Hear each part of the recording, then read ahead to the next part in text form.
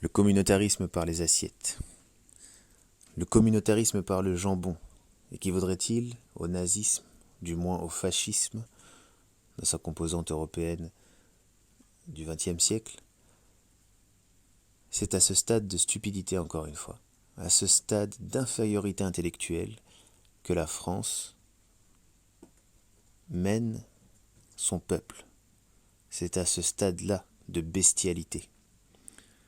Prétendre que le communautarisme commence dans nos assiettes, c'est ainsi prétendre que la consommation de viande de porc, prohibée par l'Ancien, le Nouveau Testament ainsi que le Coran, même par les Védas, mènerait, comme les scientifiques le disent aussi aujourd'hui de nos jours, les biologistes plus précisément, mènerait à adopter un comportement bestial. C'est ce que nous dit Gérald Darmanin lorsqu'il nous parle de communautarisme par les assiettes. Puisque si l'on mange du mouton comme les musulmans, on est doux. Si l'on mange des falafels comme les juifs, on est piquant, épicé. Si l'on mange du porc comme les Européens, comme les Blancs, comme les Aryens, plusieurs dénominations existent, alors serait-on bestiaux comme les cochons? C'est une théorie qui existe, c'est une théorie scientifique qui met en avant le fait que notre consommation, notre alimentation joue sur notre personnalité et sur notre attitude générale. Des ulama aussi, des savants de l'islam, passés comme présents, ont appuyé cela. L'on apprend que Moussa Gérald Darmanin est théologiste, théologien du moins, et nutritionniste, puisqu'il prend à bras le corps cette théorie. Selon lui, donc, dont les amis condamnent ce genre de théorie comme étant le signalement, comme étant l'avertissement d'un certain extrémisme, d'une certaine idéologie, d'un certain salafisme des plus rudes. Beaucoup de gens ont perdu leur emploi, ont perdu leur même double nationalité pour avoir tenu des propos comme ceci. On se souviendra que Rachid El-Jay, lui, a été blacklisté après avoir tenu des propos tels que ceux-là. Mais le pouvoir fait toute la différence. Être ministre de l'Intérieur, ce n'est pas être l'imam d'une petite mosquée de Bretagne qui ne peut s'élever que sur le mimbar et dont on casse les marches afin de faire s'effondrer le leader de ces pauvres tarés que sont les musulmans qui viennent prier chaque vendredi, ces extrémistes que l'on doit déchoir de la nationalité française. Très bien. Alors dans ce cas-là, pourquoi Gérald Darmanin se permet de reprendre à son compte de telles théories? Il précise quand même qu'il s'agit d'une opinion personnelle. Et heureusement, lui-même le dit, que chacune de ces opinions ne constitue pas une loi. Peu s'en faut. Ainsi, penser que ce que l'on mange détermine, et non pas influence seulement, mais détermine notre personnalité. C'est quand même, selon les propos des amis de l'entourage de Moussa Darmanin, un retour en arrière. C'est quand même se comporter tel un réactionnaire, un traditionnaliste chevronné. Non, soyons sérieux. Le ministre de l'Intérieur donne des leçons de biologie, donne des leçons de nutrition. Voilà la fonction secondaire et tertiaire du ministre de l'Intérieur. Mais cela n'a rien d'étonnant de la part d'un gouvernement qui se mêle de tout, d'un gouvernement dont la présence n'est pas, dont la présence remplace même celle de nos propres parents, car aujourd'hui il y a des menaces quant au retrait de la garde des enfants aux parents dont la progéniture est éduquée selon une tradition autre que celle de la République. Rappelons que la tradition républicaine n'est autre qu'une tradition maçonnique, et que la République, la première, mais aussi la seconde, et toutes les autres, se sont établies dans le sang, que la violence républicaine, que la violence maçonnique est une chose qui n'a rien à envier à la violence islamique, entre guillemets. Car l'islam ne prône pas la violence, mais djihadiste. Employons les termes adéquats. Les termes qui sont employés eux-mêmes par les protagonistes de ces diverses idéologies, de ces divers courants politiques.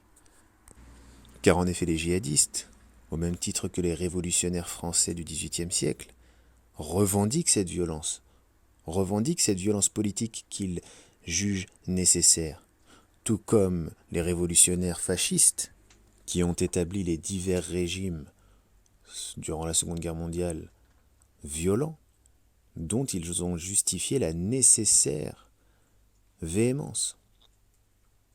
Le sionisme révisionniste également, la branche la plus dure du sionisme, s'étant développée dans l'entre-deux-guerres, cette fois-ci, et dont chaque capitale européenne avait un bureau.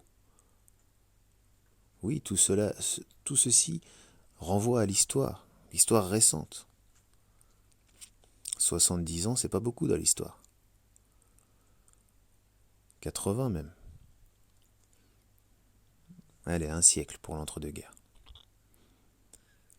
Soyons sérieux encore une fois, soyons éveillés, comme dirait l'imam Chalgoumi. Réveillez-vous. Eh bien, dans ce cas-là, il faut se réveiller déjà au niveau de la maîtrise de la langue. Et ce n'est pas une pique gratuite envoyée à Hassan Chalgoumi, mais bel et bien une question de conscience. À savoir, les révolutionnaires qui ont bâti, qui ont permis à la République de se construire, ceux qui n'étaient que la basse main-d'œuvre ou les hommes de main des penseurs jacobins, maçons et autres, ces derniers ayant tous en commun un sécularisme des plus vils, des plus violents. Lorsque l'on nous vante la chose publique, l'on oublie, l'on omet volontairement de rappeler que c'est dans le sang, dans la violence, que celle-ci s'est établie. Les pogroms, les décapitations, les lapidations, tout ceci est bien plus récent que le 7e siècle de Mohammed, alayhi salatu wassalam, et plus récent de quelques décennies du 18e siècle de Mohammed ibn Abdel Wahhab. Naam. Les révolutionnaires français qui ont mené à la chute de l'Ancien Régime, qui ont permis l'établissement de la République française, ceux-ci étaient autant ou plus violents même que les wahhabites, comme on dit. Erreur historique encore une fois, car historiquement la wahhabiyya renvoie au Roustoumioun, mais c'est un point historique sur lequel on reviendra plus tard, si Dieu nous le permet. La frange nejdite de l'islam, pour renvoyer au terme historique, Najdiyya, du Najd, de la région de Mohammed ibn Abdel Wahhab, rahimahullah, wa ghafarallah, ceux qui lui attribuent une violence aveugle et qui disent que le problème, justement, la source de tous les problèmes que traversent les musulmans et non l'islam, la crise que traversent certains musulmans et non tous les musulmans et encore moins l'islam, est à chercher au Najd du XVIIIe siècle, ceux-là sont gonflés, c'est le comble. car ils oublient de dire que la France, la République française, s'est construite dans le sang, s'est bâtie dans le sang, sur les cadavres, sur les os, sur les ossements, sur la chair, de ceux qui ont, d'un côté, voulu garder le pouvoir, l'ancien régime, la tradition, le pouvoir venant de Dieu, la monarchie de droit divin, ainsi que ceux qui ne voulaient pas participer à la lutte contre l'ancien régime. Ils étaient considérés comme des traîtres. Donc, ceux qui viennent nous dire le XVIIIe siècle, Najdite, saoudien, le problème n'est pas le véritable islam, c'est une trahison de l'islam. Eh bien, dans ce cas-là, le XVIIIe siècle français est également une trahison de la tradition française, de la tradition gauloise, des Gaules. Même au niveau linguistique, les langues d'oc, les langues d'oï, la France, l'idée même de la France, n'a germé que tardivement, historiquement. On parlait des Gaules, des Francs.